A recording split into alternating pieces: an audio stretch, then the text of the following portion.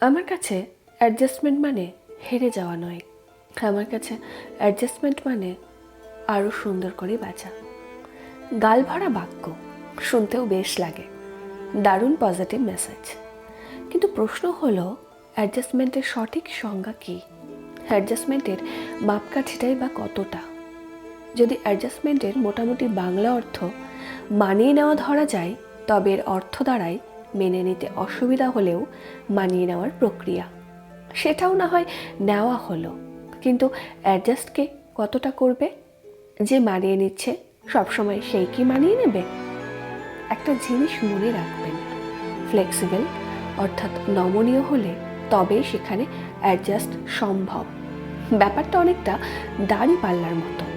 আপনি যখনই পাল্লার একদিক অ্যাডজাস্ট করবেন, একসঙ্গে অন্য দিকটাও সমানভাবে ব্যালেন্স না করলে কখনো দাড়ি পাল্লা সমান হবে না। মানুষের ক্ষেত্রেও একই ফর্মুলা প্রযোজ্য। এক বক্কা, জেদি, না কুচু মানুষের সঙ্গে যে ওঠা বসা করে, সেই একমাত্র জানে কী যন্ত্রণা।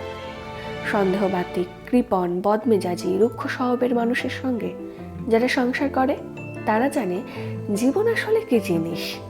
তাই সবসময় অ্যাডজাস্টমেন্টের নামে মহান বানানোর তাগিদে কারো ওপর কোনো কিছু চাপিয়ে দেবেন না।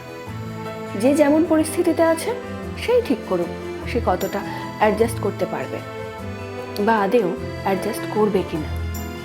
অ্যাডজাস্ট সেখানেই করা যায় যেখানে কিছুটা প্লাস মাইনাস করে থাকা সম্ভব।